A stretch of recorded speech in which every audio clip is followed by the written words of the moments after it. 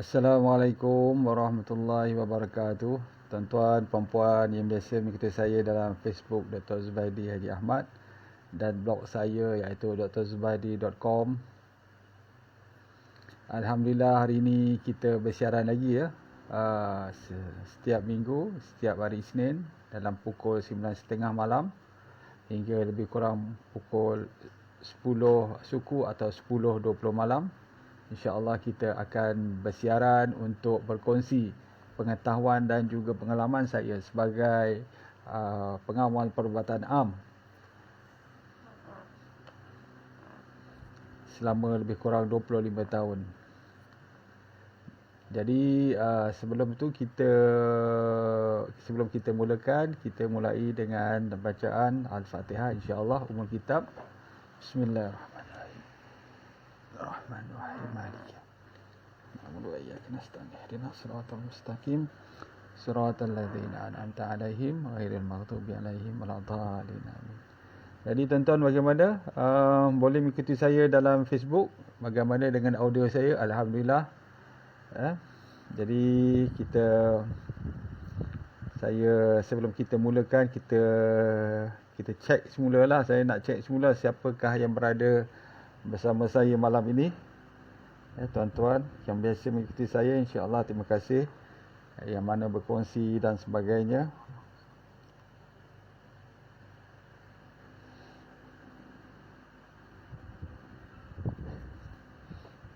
Encik Tuan Taufik Anaki, Waalaikumsalam. Cok MK, selamat malam. Susriyanti Syamsir, Assalamualaikum doktor. Waalaikumsalam. Jadi tajuk kita pada hari ini ialah apa dia?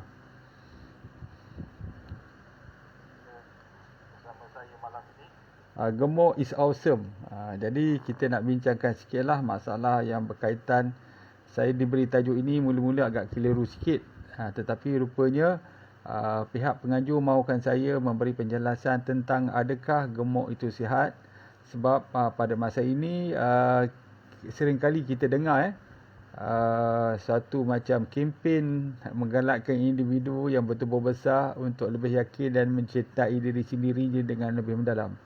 Pada saya ini tidak menjadi masalah kalau kita sebagai contoh kita dah berbadan besar, tak ada masalah untuk kita lebih berkeyakinan.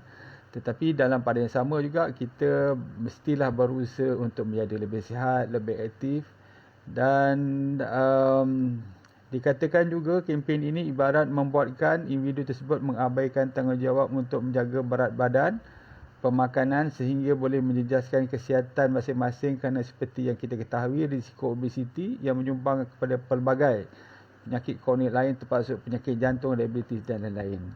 Jadi bagi mereka yang mempunyai badan besar tak ada masalah untuk berkeyakinan, tetapi pada badan yang sama juga cubalah untuk mendapatkan menjalani gaya hidup yang sihat, menurunkan sedikit berat badan kerana itu sebenarnya membantu untuk menjadikan kita menjadi lebih sihat. Kita tengok lagi siapa-siapa yang ada bersama saya pada malam ini. Siti Zu, Waalaikumsalam. Nik Anafina, Waalaikumsalam. Selamat malam doktor.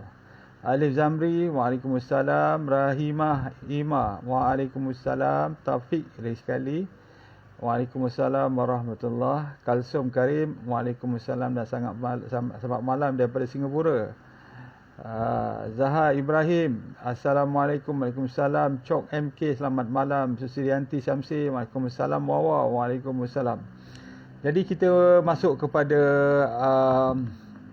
masalah ini, bagaimana kaitan obesiti dengan penyakit jantung. Seperti mana yang kita ketahui, yang saya kongsi sebelum ini, iaitu apabila kita dapat menurunkan berat badan, kita akan menjadi lebih sihat. Sebab apa? Sebab masalah di Malaysia ni, masalah berat badan ni adalah antara masalah yang utama berbanding dengan negara-negara ASEAN yang lain. Malaysia ni antara yang dikatakan mempunyai peratusan berat badan yang tertinggi di ASEAN dan juga di Asia Tenggara. Sebanyak 15 pada 2019 sebanyak 15.6. Yang ini obese lah. Diikuti dengan Brunei 14.1, Thailand 10%, Indonesia 6.9. Jadi secara puratanya Malaysia ni antara yang paling tertinggi. Yang ini menurut World Population Review 2019. Tetapi mengikut tinjauan Kebangsaan Kesihatan dan Mobiliti NHMS pada 2019, penduduk Malaysia yang mempunyai masalah ini adalah 50.1%.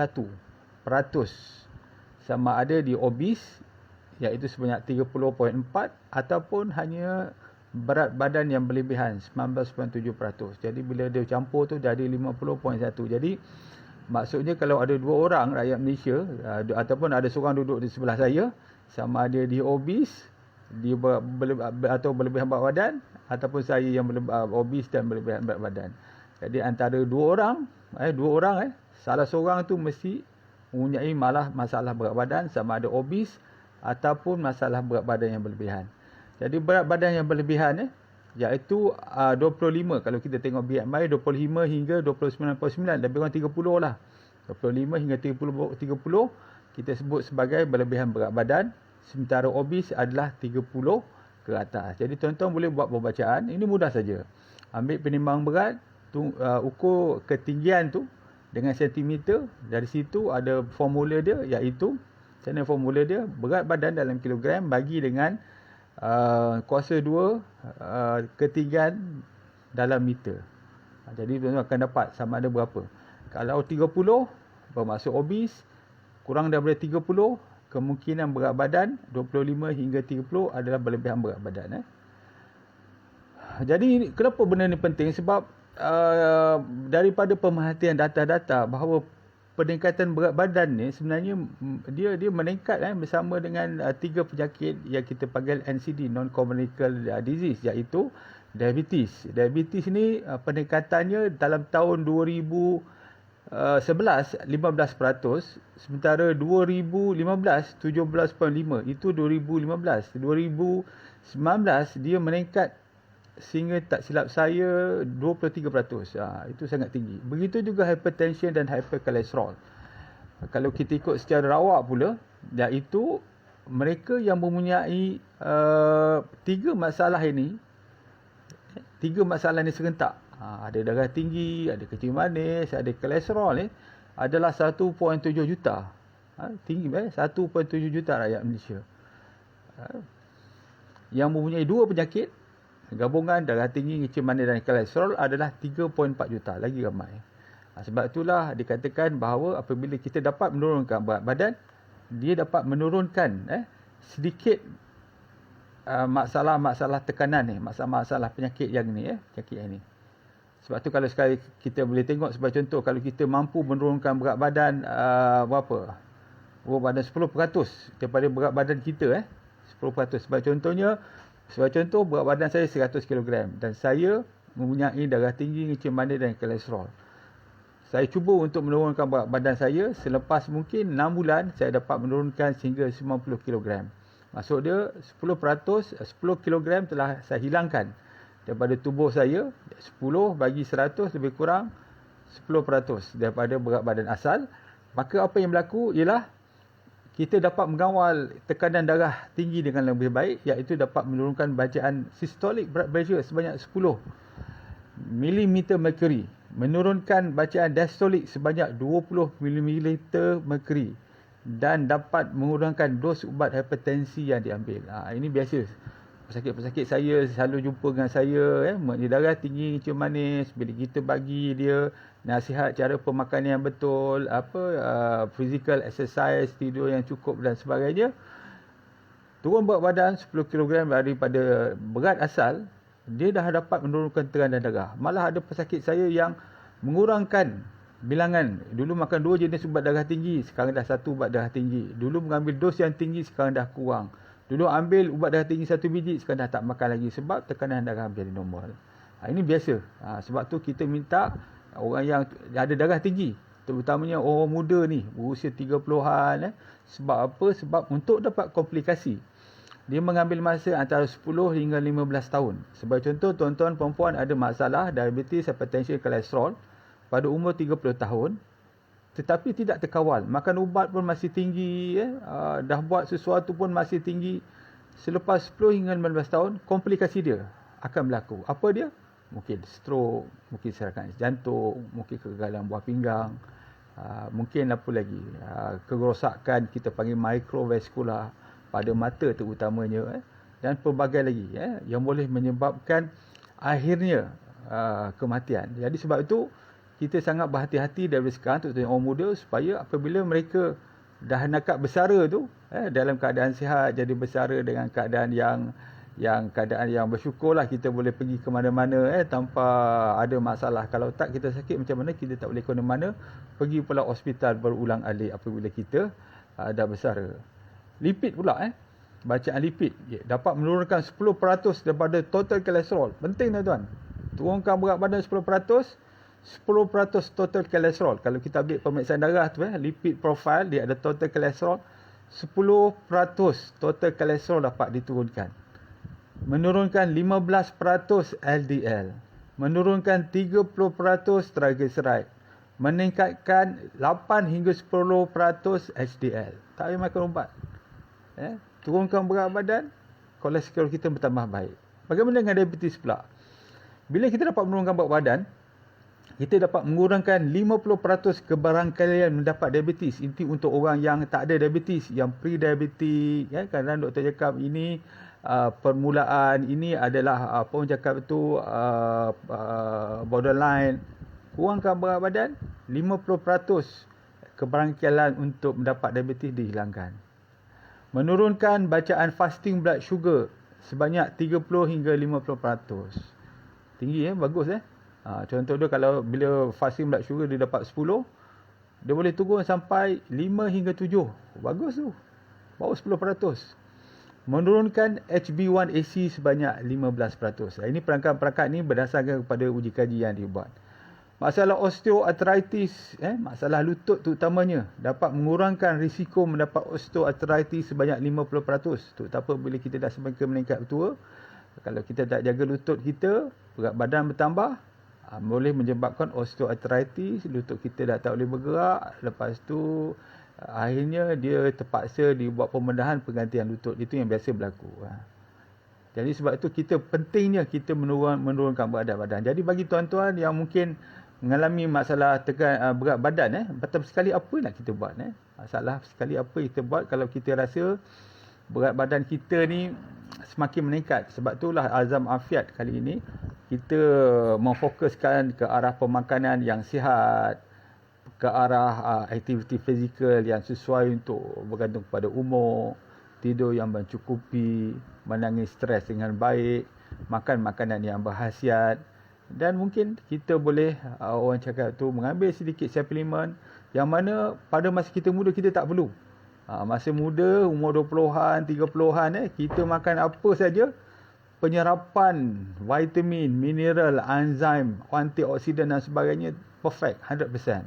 Tetapi bila kita dah berusia 50 tahun, masuk 60 tahun, penyerapan pun sudah semakin tidak berapa bagus daripada makanan-makanan yang kita ambil. Apatah lagi makanan kita adalah makanan-makanan yang berproses dan tak ada lagi dah mineral yang baik, antioksidan yang baik dan juga vitamin. Jadi penyerapan benda-benda ni semua sudah semakin berkurang. Mungkin kita memerlukan sedikit suplemen bergantung kepada keperluan kita. Jadi kita lihat di sini mungkin kita boleh tengok sikit siapa nak bersama dengan kita. Min Rashid, waalaikumsalam. Songkok Sengit, waalaikumsalam. Siti Zu, waalaikumsalam. Nek Ana Fina, waalaikumsalam. Alif Zamri, waalaikumsalam. Rimah Rahimah Irma, waalaikumsalam. Siapa lagi? Kita tengok lagi siapa yang mungkin ada dah start bertanyakan soalan. Aliani Nuhairi, waalaikumsalam. Aina Craft dan Servinia, waalaikumsalam. Aniza Amir Alif, waalaikumsalam. Siti Zu, waalaikumsalam. Kalsum Karim, waalaikumsalam. Zanariah, waalaikumsalam. Min Rashid, waalaikumsalam. Ini belum ada soalan lagi okey. Siapa lagi? Norina Nur Melaka, dengar dengan jelas, alhamdulillah. Faridah Samad, waalaikumsalam. Zabudin Hamzah, waalaikumsalam tuan. Hamrin Noah, Waalaikumsalam. Jadi belum ada soalan. Jadi jika tuan-tuan pertama sekali mempunyai berat badan yang berlebihan, macam saya sekali, senang saja kita ukur berat dan kita tunggu ketinggian, dan dari situ kita dapat melihat BMI kita. Jika BMI kita kurang dari 29, iaitu 25 hingga 29, bermaksud kita mengalami berat badan yang berlebihan. Manakala apabila kita mendapat BMI lebih daripada 30, bermaksud kita mempunyai overweight. Mempunyai obesity, maaf saya. Tadi overweight, setakat overweight, lebih daripada 30 adalah obesity. Jadi selain itu, apa kita boleh buat? Kita boleh mengukur pinggang kita. Pinggang kita bagaimana kita nak ukur? Kita ambil kita punya pusat, letakkan 2 jari di atas pusat, kita lilitkan kita punya pita pengukur kita. Kita lihat kita punya berapa ukur lilit perut kita ni ataupun pinggang kita. Kalau yang normal tu kurang daripada 94, kalau yang agak tinggi ataupun risiko untuk dapat penyakit tu tinggi apabila bagi lelaki 94 hingga 102. Lelaki 94 hingga 102. Sementara kalau lebih daripada 102 itu adalah risiko yang lebih tinggi.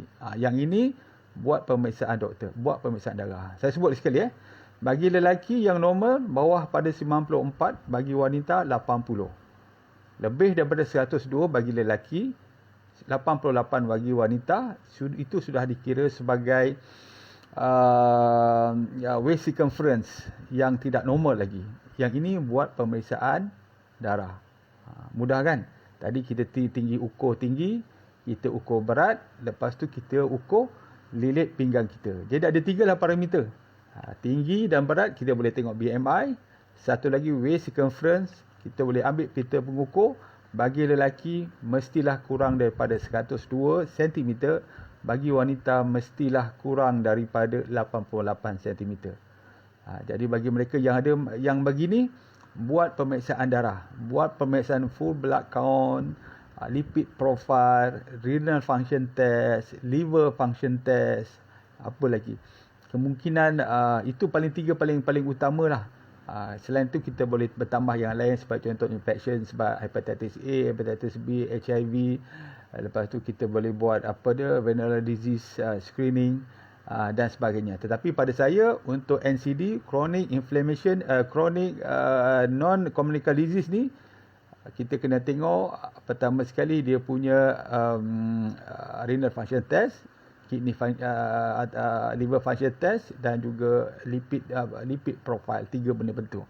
Kita boleh tambah full blood count dan juga kita mungkin boleh tambah sedikit, kita tengok ESR untuk melihat tahap inflammation ke dalam tubuh kita. Kalau normal, alhamdulillah. Kalau tinggi, yang ini kita nak discuss lagi. Sebab apa? Sebab dia ada satu lagi term yang kita sebut sebagai metabolic disease. Apa dia metabolic disease? Kita akan bincang lagi. Yang ini mereka dah berisiko untuk mendapat penyakit. Sebab apa tuan-tuan? Sebab untuk mendapatkan komplikasi ni, serangan sakit jantung, stroke dan kerosakan buah pinggang terutamanya, dia mengambil masa lebih kurang 10 tahun. Tuan-tuan hari ni kalau berusia 30 tahun, 40 tahun, mungkin dapat serangan sakit jantung.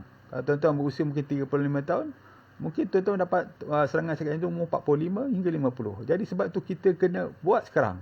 Azam afiat kena bermula daripada sekarang. Terutama saya cakap apa tadi? Pertama sekali adalah orang yang mempunyai BMI yang tinggi, lebih daripada 30. Dan juga mereka yang mempunyai circumference, berapa? Circumference bagi lelaki adalah 102, bagi perempuan pula adalah 88 cm. Buat pemeriksaan. Liver function test, renal function test dan lipid profile. Okay, kita tengok lagi kalau ada soalan. Dah ada start soalan.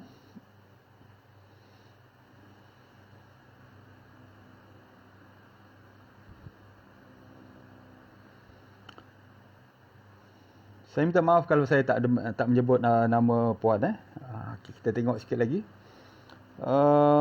Siapa lagi yang mungkin nak bertanya? Kita boleh buka soalan dah sikit. Belum lagi. Lambat sikit saya punya handphone ni untuk ni. Nur Syuhada Waalaikumsalam. Zahir Ibrahim, Waalaikumsalam. Okay, kita tengok lagi siapa yang ada bertanya. Okey, dah start pertanyaan. Eli Halimatun. Doktor, nak kurus, nak sihat macam mana? Selain daripada IF dan senaman. Untuk sihat sebenarnya dia ada kita panggil Afiat Lifestyle. Apa adalah Afiat Lifestyle? Dia ada 6 perkara. Pertama sekali adalah pemakanan atau diet. Kalau saya buat selalunya intermittent fasting atau puasa syar'i. Di samping itu juga saya makan berdasarkan kita panggil healthy plate. Yang ni kita akan sebut lagi dan lagi lah. Itu nombor 1. Nombor 2, lakukan aktiviti fizikal bersesuaian dengan tubuh kita. Sekurang-kurangnya berjalan kaki. Banyakkan berjalan kaki 30 minit, 45 minit sehari. Yang ketiga, minum air yang secukupnya. Kalau saya 2.5 liter. Yang keempat, tidur mesti cukup sekurang-kurangnya 6 hingga 8 jam. Jadi kita tidur awal pukul 10, lepas tu kita boleh bangun awal pukul 5. Lepas tu kita mengantuk, tengah hari tidur sebentar, qalilullah, untuk kita dapatkan recharge tenaga. Yang keenam, kawal stres dengan baik. Jangan terlalu stres, positif dalam hidup, melihat semua kebaikan, bersyukur. Ini semua membantu kita untuk menjadi sihat secara mental dan fizikal. Dan yang keenam apa? Pilih makanan-makanan bernutrisi. Kadang-kadang kita sebut sebagai Quranic food. Sebab apa? Quranic food ni dibuat kajian bahawa dalam Quranic food ni dia ada phytonutrient yang khas untuk setiap Quranic food. Apa dia? Yang itu yang disebut makanan-makanan yang disebut dalam Al-Quran. Kalau mungkin makanan-makanan juga disebut di dalam kitab Injil dan kitab Taurat. Sebab dia adalah agama Samawi. Sebab tu agak sama. Sebab antaranya ialah kurma, buah zaitun, minyak zaitun, buah fig, apa lagi, anggur, kita ada delima dan sebagainya. Yang ini semua bagus untuk tubuh kita. Selain daripada makanan-makanan yang kita ambil daripada sekeliling kita, banyakkan sayur dan sebagainya. Buah-buahan ni memberikan mineral, antioksidan yang baik untuk kita.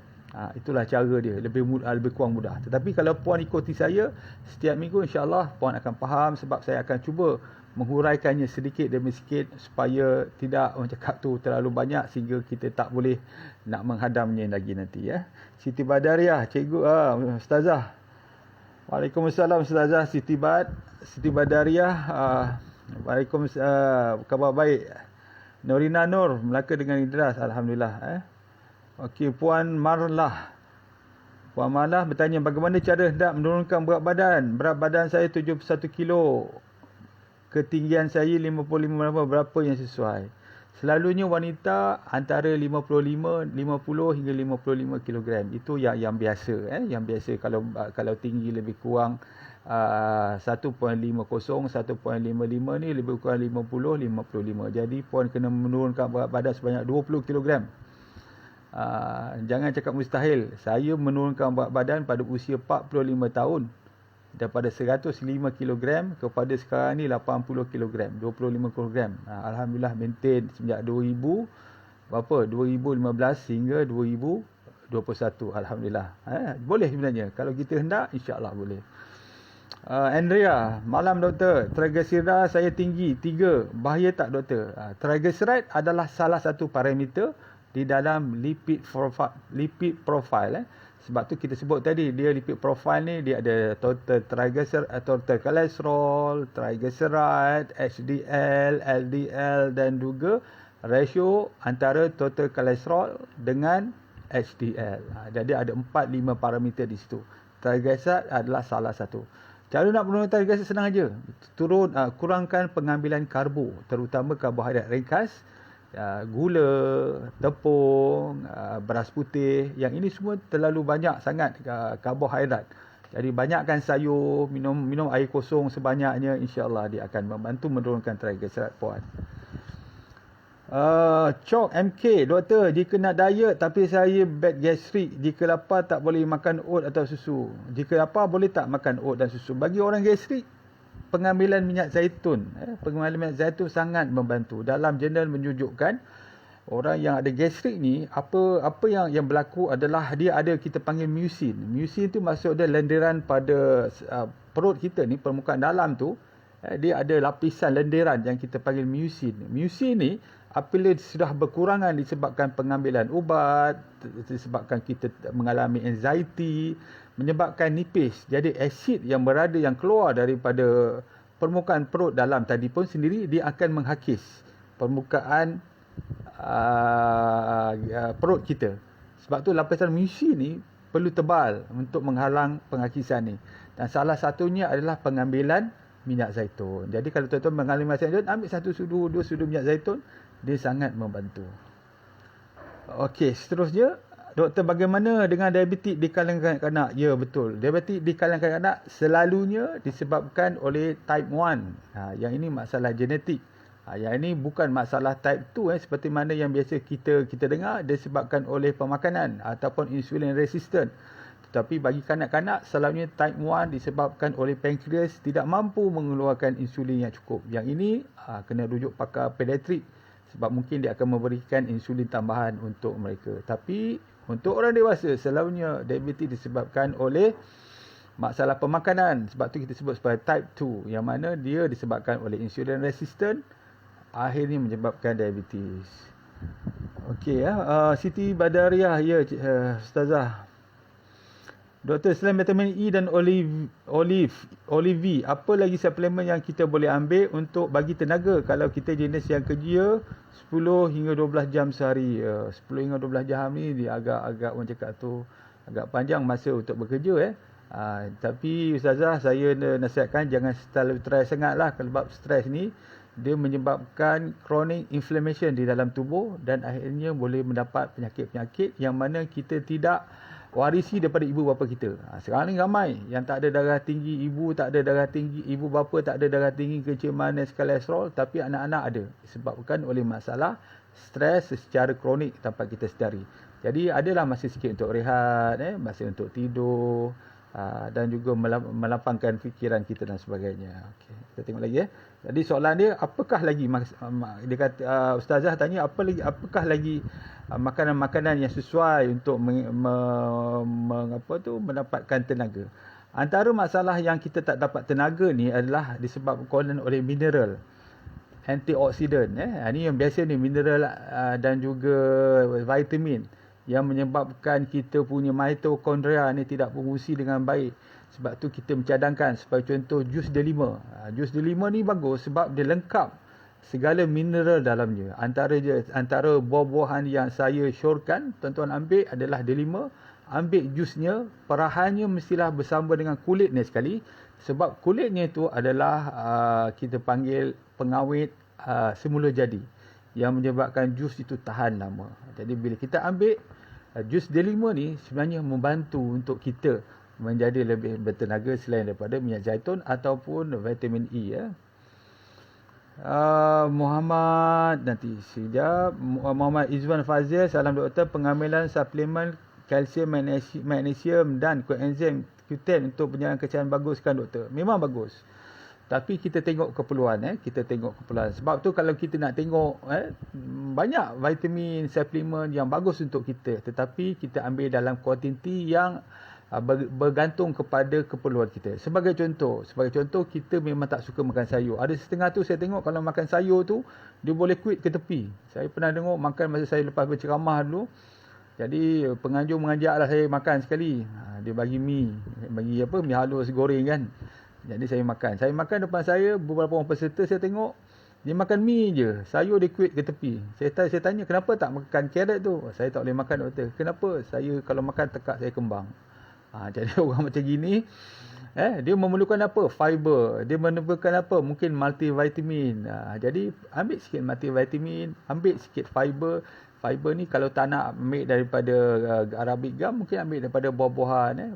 Sebagai contoh pisang, hari ni makan pisang, besok makan apple, tulat makan apa lagi, jambu batu. Benda-benda macam ni bagus untuk kesihatan. Sebab tu kita memerlukan. Tapi benda-benda ni perlulah macam dia cakap tadi tu, magnesium, coenzim 10 tu bagus untuk tubuh kita. Boleh amalkan.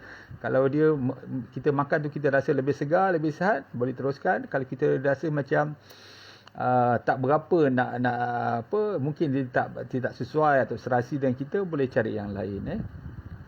Nur Syuhada, Assalamualaikum. Waalaikumsalam. Selamat malam doktor dalam Ustaz. Ya, Waalaikumsalam. Siti ke? CTK. Mukhtaruddin. Waalaikumsalam. Okey, kita tengok lagi kalau ada soalan. Kalau tak, saya teruskan.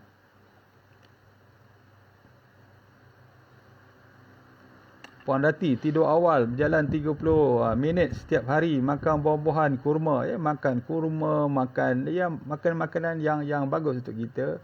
InsyaAllah dia akan baik. Bertambah baguslah, insyaAllah. So, kita nak sebut tadi, bagaimana kita nak mengenal pasti bahawa kita ni berisiko atau tidak. Pertama saya boleh sebut tadi, bagi mereka yang mungkin baru saja mengikuti, caranya ialah pertama sekali kita tengok berat dan tinggi untuk kira BMI.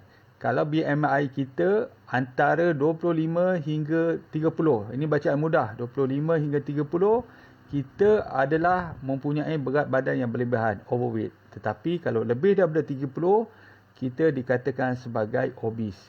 Orang yang obese perlukan pemerhatian, saya mencadangkan buat pemeriksaan darah. Begitu juga kita boleh juga membuat ukur lilit kita punya pinggang. Ukur lilit pinggang kita yang normal bagi lelaki mestilah kurang daripada berapa? Paling bagus 94, bagi wanita 80. Tetapi yang berisiko tinggi selalunya lebih daripada 102. Bagi lelaki, bagi wanita pula tu 88. Jadi kalau kita buat pemeriksaan ukur lilit kita punya pinggang, letak dua jari kita di atas pusat, kita ukur lilit kita punya pinggang, lelaki 102 dan lebih, wanita 88 dan lebih, mereka mempunyai risiko mendapat penyakit NCD. Jadi buat pemeriksaan darah. Lagi apa kita nak sebut? Yang ini kita nak sebut sebagai apa yang kita sebut sebagai kombinasi parameter. So kita bila buat pemeriksaan darah, dah buat pemeriksaan darah tadi kita buat pemeriksaan fizikal, sekarang kita buat pemeriksaan darah. Bagi mereka yang mempunyai risiko untuk mendapat apa yang kita sebut sebagai metabolic syndrome. Metabolic syndrome ni bahaya tuan-tuan. Pertama sekali, apa dia punya kriteria dia? Pertama sekali saya sebut tadi, ukur lilit badan, ukur lilit pinggang ni. Ukur lilit pinggang tadi bagi lelaki dia lebih 102 cm.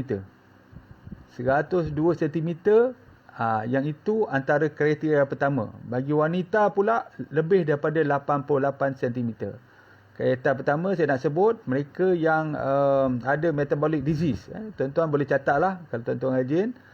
Yang ada masalah metabolic disease, kriteria dia pertama sekali masalah ukur lilit pinggang. Lelaki lebih daripada 102 cm. Wanita lebih daripada 88 cm. Jadi balik ni, depan ni boleh cek, ambil parameter, ambil ukur lilit tu, tape baju tu. Kita lilitkan pinggang kita, tengok berapa bacaan ukur lilit pinggang kita. Itu yang pertama. Yang kedua, pemeriksaan darah pula. Saya dah sebut tadi pemeriksaan darah. Triglyceride. Yang ni tadi bahasa Indonesia tadi, triglyceride. Triglyceride lebih daripada 1.7 millimol per liter. 1.7. 1.7 itu kriteria yang kedua. Tadi kita tengok ukur lilit pinggang, yang kedua triglyceride. Triglyceride lebih daripada 1.7 millimol per liter. Okey, itu yang kedua. Yang ketiga, kolesterol baik, dia turun. Dia turun berapa banyak? Kalau lelaki, dia kurang 1.03 millimol per liter. 1.03 millimol per liter. Itu bagi lelaki. Bagi wanita, kolesterol baik kurang daripada 1.29 millimol per liter. Itu kriteria yang keberapa? Kriteria yang ketiga. Kriteria yang keempat, peningkatan tekanan darah. Peningkatan tekanan darah 130 bawah 85 ke atas. Maksud dia 130 per 85 dan ke atas. Yang itu kita sebut sebagai peningkatan tekanan darah. Yang ini kriteria yang keberapa? Yang keempat. Yang keempat, tekanan darah pun dah naik. Yang kelima, peningkatan fasting plasma glukos. Maksud dia kenaikan gula ketika berpuasa. Iaitu melebihi 6.1 millimol. Jadi perempuan, saya sebut lagi sekali. Bagaimana kita hendak memeriksa sama ada kita ni sihat ke tidak sihat. Pertama sekali, bagi mereka yang membuat bacaan BMI yang berdasarkan tinggi dan berat lebih daripada 40, lebih daripada 30 ataupun mungkin lebih daripada 25. Buat pemeriksaan darah. Dan juga bagi mereka yang mempunyai kulit pinggang lebih daripada 102 bagi lelaki dan bagi wanita 88 cm, buat pemeriksaan darah. Daripada situ kita tengok lagi 4 lagi kriteria, iaitu peningkatan triglyceride melebihi 1.7, penurunan kolesterol baik HDL, iaitu kalau lelaki kurang daripada 1.03, wanita kurang daripada 1.29 mmol, peningkatan tekanan darah 130 bawah 85 dan ke atas, dan juga peningkatan gula secara puasa iaitu 6.1 mmol. Kalau katakan semua ada, perempuan mempunyai masalah yang kita sebut sebagai metabolic syndrome. Yang itu bahaya juga tu. Yang itu bahaya. Bahaya kenapa? Kerana kebarangkalian untuk mendapat komplikasi. Sebab dia bercampur semua sekali tu. Semua dah ada. Untuk dapat komplikasi sebagai contoh serangan sakit jantung, stroke, kerosakan buah pinggang, kerosakan mata dan sebagainya sangat tinggi. Jadi 10 tahun daripada sekarang dia dah akan mengalami kerosakan. Malah ada yang lebih awal, 5 tahun saya pernah tengok, 5 tahun, 3 tahun. Dulu saya masa aktif politik dulu, ramai jugalah kawan-kawan kita kadang-kadang mengetih malam-malam, balik kerja pukul 9 sampai 1-2 pagi. Tak bawa aktiviti fizikal langsung, asyik minum, borak hampir setiap malam. Kawan saya tu dia cerita, dok, air punya gula dalam darah ni tinggi. Kadang-kadang 15, 16, tak pernah cecah bawah daripada 15, kadang-kadang 20. Lepas tu saya tanyalah, makan ubat ke atau ada tak cara lakukan untuk menurunkan gula? Kata tak ada. Selepas 5 tahun, apabila saya dah berhenti politik, bercampur dengan kawan-kawan politik 5 tahun, saya dengar pertama sekali kaki dia dah kena potong pahat peha. Tak lama kemudian meninggal dunia. Jadi bahaya juga sebab tu itu 5 tahun tu terlalu tinggi, tak terjaga dan sebagainya. Ada juga ramai-ramai kawan-kawan saya orang politik juga. Politik ni bukan apa, sebab yelah kita asyik minum, asyik berborak, tak buat kerja dan sebagainya. Gula naik, tekanan darah naik.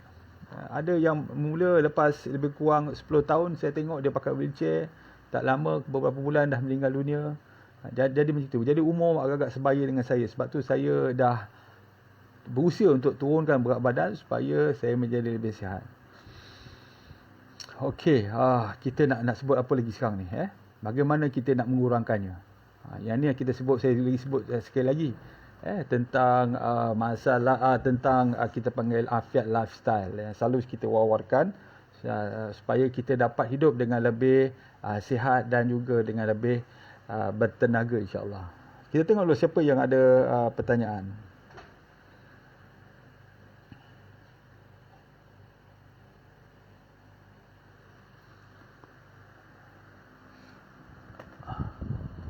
Ya, ada banyak pertanyaan Pertanyaan Abnizan Abdullah, buah-buahan ada fruktos kan doktor? Kena pilih buah-buahan untuk orang diabetik? Ya.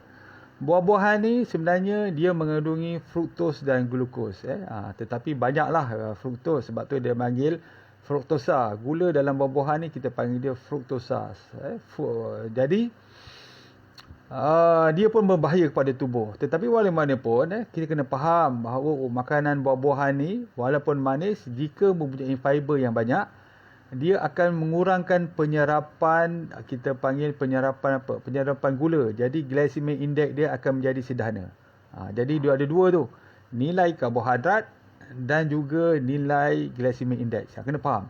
Jadi kalau kita ada buah sebagai contoh, buah limau lah contoh, buah limau.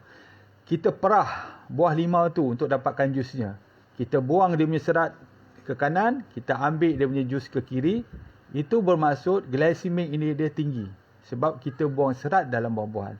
Sebab tu buah-buahan ni digalakkan ambil dengan serat dia sekali. Kalau kita buat air dengan dia punya serat sekali minum, dia akan melambatkan penyerapan gula. Ataupun kita makan buah begitu saja, dia akan melambatkan penyerapan gula, tetapi masih ingat bahawa karbohidrat masih tinggi. Tetapi Kita tengok juga apa yang kita sebut sebagai glycemic load. Glycemic load tu bermaksud bahawa bagaimana nilai karbohidrat dan juga glycemic index. Sebagai contoh, kita tengok glycemic index bagi tembikai, dia sangat tinggi. Glycemic index bagi tembikai, buah tu dia sangat tinggi. Tetapi karbohidrat dia rendah. Jadi nilai kita bagi glycemic index load atau GL dia adalah sederhana. Sebab tu kita kena tengok tu. Sebab tu ada buah-buahan yang mempunyai glycemic yang rendah, tetapi dia punya nilai karbohidrat tinggi. Jadi kita bagi glycemic load dia mungkin tinggi atau sederhana. Sebab tu kita secara mudah gini je, cari buah-buahan yang tak berapa manis dan banyak fiber. Kalau kita ambil buah-buahan yang manis, kita ambil sedikit saja, dia sudah cukup untuk kita. Tembikai sebagai contoh, glycemic dia tinggi. Dia punya karbohidrat dia rendah. Jadi kita minum pun tak banyak, 1 cawan, 2 cawan sudah cukup. Jadi kena lihat itulah. Seterusnya kita melihat soalan lain. Saya mempunyai litan perut ngam-ngam 94 Tuan Nazrul. 94 94 tu kira sederhana lah. Tapi yang kita sebut tadi adalah lebih daripada berapa tadi? 90. Bagi lelaki adalah 102, bagi wanita 88. 94 ni itu mengikut saya ikut NCP. NCP punya proposal 102. Kalau 94 kena turun juga. Itu pun dah kira tinggi. Syuhaida Lob, Waalaikumsalam. Ada lagi soalan tak? Ni Smart ZT. Doktor, BMI saya normal dan hampir juga ke underweight, tetapi bahagian tight gap tu tak ada. Bahagian tight gap tu tak ada. Macam mana nak buang lemak di bahagian tu, doktor? Okey. Pengumpulan lemak kena faham. Pengumpulan lemak ni, tubuh kita ni, dia secara naturalnya dia cuba mengumpulkan lemak. Tujuan dia apabila kita berada dalam keadaan kebeluran, kita ada sesuatu untuk kita gunakan simpanan tenaga. Itu memang kita punya tubuh akan. Bagi lelaki selalunya lemak-lemak ini disimpan pada abdomen, perut. Sebab tu kita tengok lelaki beroi kan, banyak lemak di situ. Bagi wanita pula selalunya di punggung dan juga di peha. Jadi kawasan tu memang suka. Lelaki perut beroi, perempuan punggung dan peha memang lambat atau sukar untuk dikurangkan. Kalau kita mempunyai berat badan yang tinggi, kita cuba berlari, berdiet dan sebagainya, mungkin muka kita, tubuh kita, tempat lain semua dah turun, dah susut. Tapi perut kita, punggung kita, peha kita masih lagi tebal contoh. Itu adalah normal. Cara dia ialah tingkatkan physical activity. Dia akan membakar lebih banyak lemak, insya-Allah dia akan hilang secara perlahan-lahan. Zanari Abdul Rahman, Waalaikumsalam. Mana lagi, ada soalan lagi tak? Assalamualaikum. Ini Intan Izzati. Intan Izzati bertanya, kalau nak amalkan psyllium khas, okey tak untuk turunkan badan? Dia bagus sebagai fiber. Fiber, bila kita makan, dia perut kita akan mengembang kenyang. Kita selalunya dah akan, selera kita akan dah menurun. Masalahnya apabila kita mengambil refined karbohidrat, terutama sebagai contoh kalau kita bersarapan, kita ambil refined karbohidrat, kita ambil teh tarik, roti canai, selalunya selepas 2 jam insulin akan melonjak dan kita punya gula akan sedikit menurun, menyebabkan kita rasa lapar. Jadi untuk mengurangkan rasa lapar ni, dicarankan makan banyak sayur sebab dia fiber, dia akan retain dalam tu. Ambil sedikit lemak, lemak apa? Lemak yang sihat. Apa dia? Minyak zaitun sebagai contoh. Dia akan simpan lama dalam perut kita, menyebabkan kita lambat rasa lapar dan juga cepat kita kenyang. Jadi kita tak ambil makanan yang banyak. Lemak yang sihat dan juga fiber, combinekan. Sebab tu di negara sebagai contoh Mediterranean, dia orang ambil apa? Dia orang ambil salad, campur dengan apa? Campur dengan minyak zaitun, campur dengan cuka, kadang-kadang dia campur sikit dengan jus delima. Makan sekali sebagai makanan tengah hari atau mungkin breakfast, kita letak dalam kita punya apa kita sebut sebagai sandwich, letak telur sikit, protein, bagus untuk tubuh kita. Dia akan cepat kenyang, lambat lapar, gula akan menjadi sederhana, bagus untuk tubuh kita. Okey, ada soalan lain. Doktor, kalau umur dah macam 40, perlukah kita buat medical check up? Senaman apa yang sesuai? Ya, umur 40 ni memang tuan. Umur 40 ni kebanyakan lah saya melihat pengalaman saya, umur 35 ke atas dah kena start dah. Terutamanya saya sebut tadi, BMI lebih daripada 25 ataupun yang wajib lebih daripada 30. Dan juga dia punya ukur lilit, kalau lelaki lebih daripada 102, wanita 88, dah kena buat pemeriksaan medical check up bagi menentukan sama ada mengalami metabolic syndrome ataupun tidak. Kalau ada metabolic syndrome, kita kena buat langkah yang lebih drastik agar kita tidak mengalami komplikasi selepas 5 tahun, 10 tahun, 15 tahun.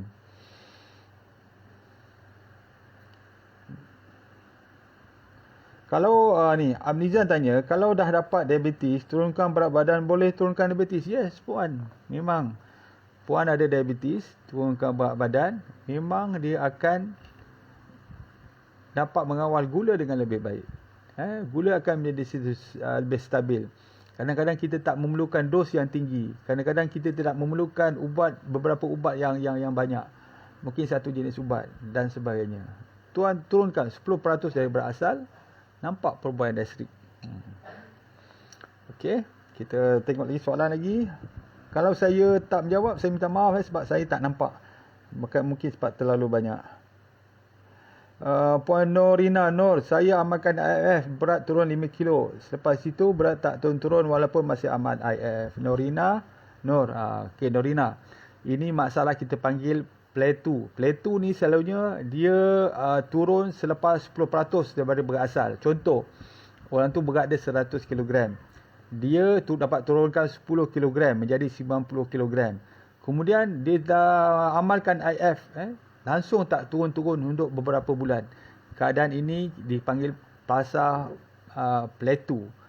Sebenarnya apa yang berlaku ialah tubuh kita sebenarnya macam saya cakap tadi, secara natural dia cuba menyimpan lemak. Tetapi apabila dia nampak lemak ni semakin digunakan, dia macam orang cakap tu cuba memegang lemak-lemak ni supaya tidak dapat dilepaskan lagi. Sebab penting lemak-lemak ni kalau kita mengalami sebagai contoh kebuluran. Sebab secara evolusinya manusia dia ada fasa makan, dia ada fasa kelaparan. Zaman Nabi Yusuf dulu dikatakan 7 tahun memang mewah dengan makanan, 7 tahun memang keadaan kebuluran dan sebagainya, kurang makanan. Jadi tubuh kita dah berevolusi macam gitu. Ada masa tak makan, ada masa makan. Jadi badan kita cuba menyimpan lemak. Doktor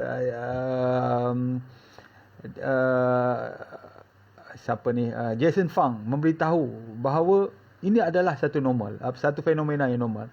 Kita panggil plateau. Jadi cara dia ialah kurangkan lagi pengambilan karbohidrat, tinggikan lagi activity activity. Jangan terlalu drastik, buat perlahan-lahan dengan cara mungkin berjalan kaki, kurangkan karbohidrat, terutamanya refined karbohidrat, nasi, mungkin produk tepung dan sebagainya. Gantikan dengan banyak dengan sayuran, sedikit lemak sihat dan juga protein sihat. Ben jual buku.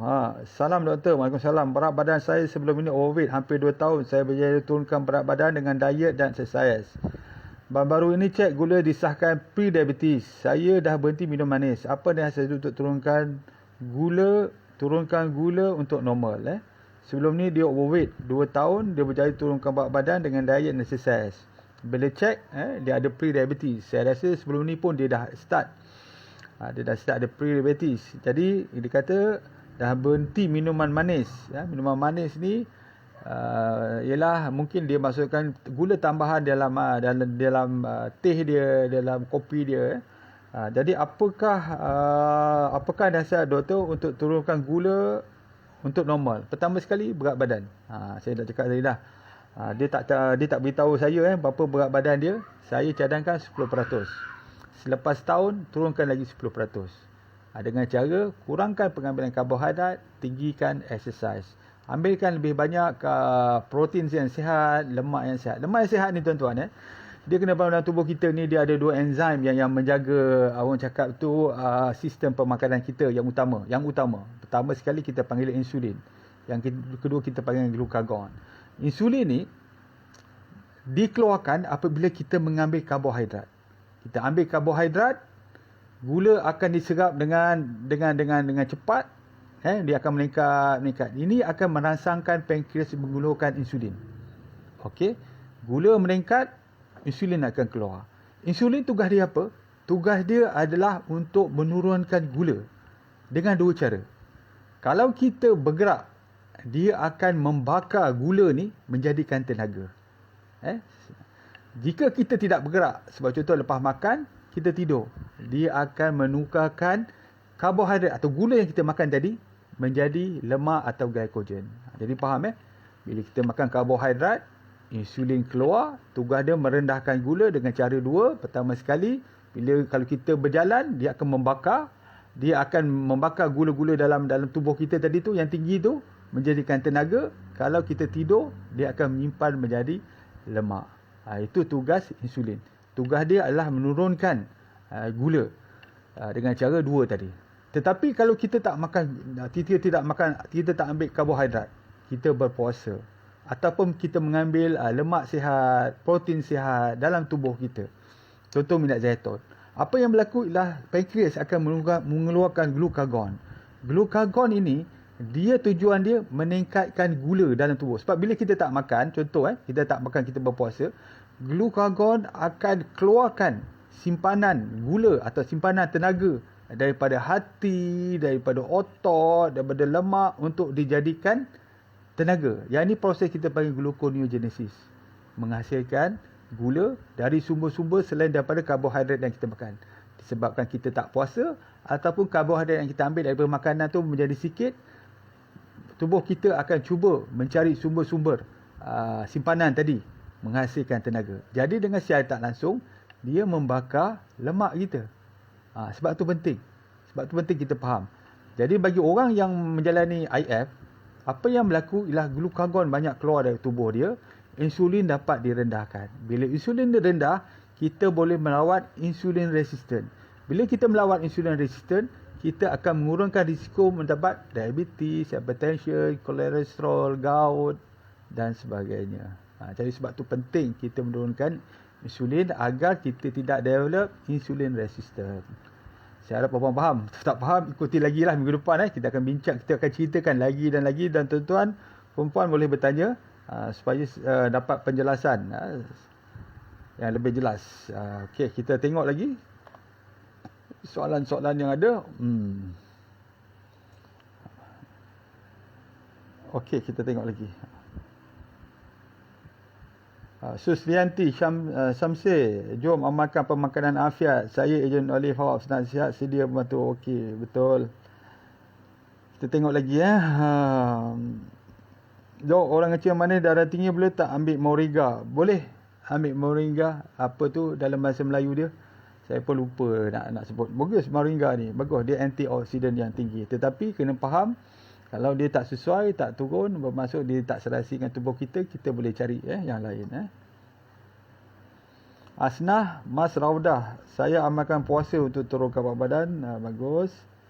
Apa lagi? Saya ada soalan-soalan lain. Apa punca kadang-kadang mata keluar air sendiri tanpa sebab tentu? Ini masalah sebab. Masalah punca dia macam-macam ni. Nanti kita sebutlah kemudian. Kita fokuskan kepada masalah berat badan dan juga metabolic syndrome. Okey, saya jumpa satu lagi. Orang yang kerap berdarah hidung, boleh ambil vitamin E tak, doktor? Dok, boleh syorkan apa suplemen yang boleh ambil untuk yang kerap berdarah hidung? Bila saya jumpa pakai ENT, dia cakap salur darah terluka. Ya, perdarahan hidung ni selalunya disebabkan oleh hidung. Hidung kita dia mempunyai, bila berdarah dia akan cepat membeku. Jadi untuk menghentikan pendarahan. Jadi apa yang berlaku ialah kemungkinan dekat situ, punca hidung kita panggil kawasan yang kita panggil little area. Dalam hidung kita ni mungkin dia mudah pecah saluran darah itu. Itu menyebabkan pendarahan daripada hidung. Selalunya disebabkan trauma. Tetapi juga mungkin disebabkan oleh darah kita yang agak mudah cair sangat berbanding dengan orang lain. Jadi orang lain, sebab contoh, apabila pressure dia tinggi, dia tidak pecah saluran darah tu dan tidak mengeluarkan darah. Tetapi kita, sebab contoh, Apabila pressure, terkejut ataupun mungkin terperanjat, hidung kita keluar darah, mungkin disebab-sebab yang itu. Jadi buat pemeriksaan yang cakap tu yang detail untuk menentukan sama ada adakah disebabkan oleh masalah saluran darah di bahagian itu ataupun masalah kecairan darah. Okey, kita ke bahagian akhir, bagaimana kita dapat mengurangkan risiko NCD bagi mereka yang dah ada penyakit mendengar perkongsian saya dengan tujuan untuk mengurangkan dos, untuk mengurangkan pengambilan pil-pil ubat-ubat yang diberikan doktor. Saya selalunya tidak mencadangkan tuan-tuan atau puan-puan menghentikan terus pengambilan ubat-ubatan ini. Saya tidak pernah. Saya tidak pernah berkata berhentikan ubat-ubat itu, tidak. Apa yang saya katakan ialah jaga pemakanan yang betul, yang nanti kita akan kongsikan nanti. Apabila gula bertambah stabil, bertambah normal, kita boleh kurangkan dos perlahan-lahan supaya dengan ini kita mengurangkan pergantungan kita pada ubat. Sebab tu ada seorang kawan saya dulu, berat dia lebih kurang 120 kg. Apabila saya ajar cara pemakanan yang betul, dia dah amalkan lebih kurang 3 bulan, kemudian berat badan turun 5 kilo, 10 kilo, 15 kilo, 20 kilo. Bila dia makan ubat-ubatan tu, dah mula mengalami hypoglycemia. Pada masa itu, kemungkinan dos yang digunakan tu pada masa itu dah tak sesuai lagi. Saya beritahu kurangkan dos. Sekarang ni daripada ambil insulin 2 jenis dan ubat ngencing manis dua jenis pil, metformin dan Daonil, dia dah ambil 1 metformin saja. Dah kurang banyak dah. Sebab dia kata kalau dia teruskan ubat-ubatan lama, dia akan mengalami hypoglycemia, gula sampai dapat 2.5. Jadi dia dah kurangkan gula menjadi 1. Sebab tu nak kurangkan dos gula, kena tengok kita punya usaha kita. Pastikan gula kita dah stabil, gula kita dah semakin normal, barulah kita boleh kurangkan dos dan kurangkan pengambilan ubat. Selagi tidak turun, masih tinggi, jangan cuba-cuba sesekali tinggalkan ubat begitu saja, dia berbahaya. Saya tak bertanggungjawab atas tindakan tuan-tuan atau puan-puan. Jadi dapat nasihat yang betul. Bila stabil, turunkan sikit, lama-lama, kemungkinan ada setengahnya langsung tak makan ubat. Jaga pemakanan yang betul, cara pemakanan yang betul, insya-Allah dia akan bertambah. Jadi apa yang kita nak buat? Okey, sekarang dah pukul berapa? Sekarang sudah pukul 10.30, lebih kurang berapa dah? Sejam lagi mungkin lagi 10 minit. Okey, soalan ada soalan ni. Berat badan ideal antara orang berangka besar dengan rangka kecil, jika tinggi sama, berat badan ideal sama ke? Ini BMI tuan-tuan, sebab tu dia ada ratio, dia hanya panduan saja. Sebab tu saya cakap tadi 25 hingga ke 30 dia overweight. 30 ke atas obes, lebih kurang macam itu saja. Dia hanya panduan saja, panduan. Bukannya kena betul-betul. Macam saya sendiri, berat badan saya sekarang ni 80 kg. Kalau ikut BMI saya kena turun 75. Tapi saya pun sekarang dah 80. Kawan-kawan saya cakap saya dah macam orang sakit dah kurus sangat daripada dulu kan. Saya pun kadang-kadang sampai dah tak bertenaga. Sebab apa? Kita dah nak jaga makan, kita buat pergerakan fizikal dan sebagainya, dah tak ada tenaga. Saya rasa kalau saya kurus lagi 75, kemungkinan saya langsung dah tak bertenaga. Sebab tu pada saya BMI ni hanyalah di panduan saja. Panduan saja, bukan saja BMI, tetapi kita nak juga kita punya ukur lilit badan, kita punya pemeriksaan darah. Tak guna sebagai contoh BMI kita cantik 25, tapi kita ada diabetes, kita ada hypertension, walaupun berat badan kita normal, kita ada berbagai penyakit, kemungkinan kita akan mengalami stroke, serangan sakit jantung dan kerosakan ginjal. Itu pun tak guna. Sebab tu pada saya itu hanyalah panduan. Supaya kita ikut. Okey. Dia ada banyak parameter. Sebab tu BMI saja tak mencukupi pada saya, tak mencukupi. Jadi metabolic disease tu adalah sebahagian daripada dia mensasarkan lebih kurang 5 atau 6 parameter yang kita buat supaya kita dikatakan kita dapat mengelak daripada komplikasi penyakit ataupun mungkin penyakit itu sendiri. Okey, apa cara tadi kita mesti kalau saya sendiri saya mengamalkan intermittent fasting yang mana mungkin ramai orang dah buat. Caranya mudah saja, last makan pukul 8 malam atau lebih awal lagi pukul 6 malam, pukul 7 malam, tapi saya buat selalunya 8 malam. Lepas tu pukul 2 saya tidur lebih awal, pukul 10, pukul 11 pastikan air kosong saja. Minum air kosong saja. Bangun pagi pukul 5, minum air kosong, saya ambil 2 sudu minyak zaitun. Minyak zaitun ni dia tidak meninggikan insulin dalam tubuh, saya dah beritahu tadi, dia meningkatkan glukagon. Glukagon juga membakar lemak, sebab tu penting. Minyak zaitun puasa pukul 5 pagi. Minum air kosong, minyak zaitun. Kerana saya ambil habatus sauda, liberty tea dan juga saya mengambil vitamin E. Vitamin E penting untuk muka, untuk otak, untuk saraf dan sebagainya. Minyak zaitun ada vitamin E tapi dalam kadar yang agak rendah. Kalau saya ambil lebih tinggi, lebih kurang 50 mg tocotrienol, bagus untuk saya. Kemudian pukul 10, 9, 10 saya ambil kopi tak bergula. Kadang-kadang saya letakkan sikit stevia kalau terlalu pekat. Kalau tak terlalu pekat saya boleh minum, saya minum gitu saja. Minum air kosong banyak, 1 liter, 1.5 liter sepanjang pagi sehingga tengah hari. Tengah hari saya brunch. Itu maksud dia breakfast dan lunch saya sekalikan. Dia untuk kita makan dah macam berpuasa, sebab kita last makan pukul 8 pagi, 12 jam, 12 tengah hari, 1 tengah hari, dah tambah lagi 4 jam, dah berapa jam dah? 16 jam, 14 jam, dah macam kita berpuasa. Kalau berpuasa syar'i kita tak minum air. Waktu siang, yang ini kita kebanyakan masa kita tidur, minum air kosong saja. Itu pun dah cantik dah. Lepas tu makan macam biasa. Kalau petang-petang kadang-kadang saya minum air kosong, saya ambil buah, kadang-kadang saya ambil oat. Waktu makan sehingga sampai pukul 6 atau pukul 8 cycle yang seterusnya. Jadi besoknya sama juga. Kalau tanya menu, pada saya senang je. Makan saja. Secara menu saya ambil pinggan, ambil nasi suku, mungkin lepas tu sayur yang banyak, kemudian protein yang sedap. Kadang saya ambil ikan bakar, kadang-kadang saya ambil benda-benda yang sedap waktu kita makan supaya kita enjoy kita punya diet. Bila waktu makan kita makan, waktu tak makan kita tak makan. Jadi insya-Allah tak ada perlu menu yang tertentu. Banyak sayur, ikan, telur, ayam dan juga daging ini beralternate ataupun bertukar ganti. Maksudnya hari ni ambil telur, besok ambil ayam, tulat mungkin ambil daging, kemudian ambil makanan laut. Jadi kita ambil dalam kuantiti yang sedikit protein ni dan juga beralternate, bersilih ganti. Itu bagus untuk kita. Lepas tu minum air kosong macam biasa. Minum kosong biasa, insya-Allah tuan-tuan akan merasa segar badan. Pastikan air kecil kita tidak terlalu berbuih, tidak terlalu pekat dan tidak berbau, insya-Allah. Okey, Hamrin Noah. Saya pada tahun 2015 berat badan saya 103. Kawan BW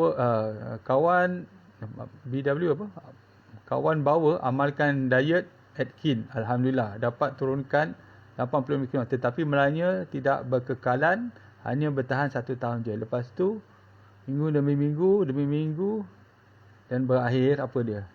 Sebab Atkins ni pada saya bagus sebenarnya, tapi masalahnya dia tak enjoy food. Kita terpaksa makan banyak protein. Sedangkan diri kita sendiri memerlukan makanan yang seimbang. Mesti ada karbo, ada lemak, ada protein, ada fiber, ada air. Atkins ni bagus untuk menurunkan berat badan yang orang cakap tu secara drastik. 3-4 bulan. Kalau saya cadangkan pesakit saya 3-4 bulan boleh ambil Atkins. Lepas tu tukar kepada healthy plate sebab dia enjoy food. Sebab masalah orang yang Atkins ni ada bagus, ada yang dapat beristiqomah, dapat mengekalkan berat badan, tetapi kebanyakan tidak dapat sebab tak enjoy food. Pasti makan daging. Jadi dia tak enjoy. Last kali bila terperangkap dengan makanan yang penuh dengan karbohidrat, seronok dah lupa balik dia ada berat badan. Tubuh kita ni tuan, ada satu benda yang saya nak beritahu. Bila kita dah turun berat badan sekali, kemudian kita kembali obes, kali kedua untuk menurunkan berat badan, dia lebih agak sukar. Sebab apa? Sebab BMR kita masa tu mungkin dah terlalu rendah. Bila kita tak makan BMR kita, dia cuba untuk mengurangkan pembakaran lemak tu, dia akan mengurangkan BMR sampai satu tahap yang agak rendah. Jadi bila kita makan kita menjadi obes, nak turunkan berat badan, kita dah agak sukar sikit sebab BMR kita sedia kala dah rendah. Terpaksa kita naikkan BMR dengan pelbagai cara lah, antaranya lah exercise apa macam. Tapi pada masa itu dah rendah sangat. Sebab tu orang bertanya kenapa kali kedua ni agak sukar, sebab bila BMR dah menjadi lebih rendah. Sudut lemak ni saya tak cadangkan lah. Tuan-tuan pun tahu kan. Kecuali kalau contoh dah obes, kita panggil morbid obes. Morbid obes maksud berat dah keterlaluan 40, BMI 40, dah ada penyakit darah tinggi, kecemasan dah kolesterol, boleh buatlah rawatan tu. Tapi kena faham bahawa rawatan tu hanya sementara, sebab dia punya amalan pemakanan kalau tidak dilatih, dia akan menjadi obes balik semula. Sebab tu saya mencadangkan healthy plate, sebab kita enjoy food. Kita ada masa kita tak makan, ada masa kita makan. Bila kita makan, kita enjoy food, kita enjoy kita punya diet. Jadi pengamalan pemakanan ni tak menyebabkan kita mengalami masalah. Jadi masalah makanan-makanan yang terlalu strict ni, selalu ni saya sebut sebagai crash diet atau crash metabolic, menyebabkan masalah ini berlaku. Jadi alhamdulillah intermittent diet ni, intermittent fasting diet ni sesuai untuk saya dan serasi untuk saya, dan saya amalkan sejak 2015 hingga 2021. Jadi saya harap perkongsian kali ini bermanfaat. Dan tuan-tuan boleh mengambil sedikit info dan pengajaran daripada pengurusan saya. Jadi kita berjumpa minggu depan insya-Allah pada waktu yang sama. Kita sudahi dengan surah Wal-As dan tasbih kifarah. Bismillah. Subhanallah wa bihamdihi, subhanallah, asyhadu an la ilaha illa anta, astaghfirullah. Kita jumpa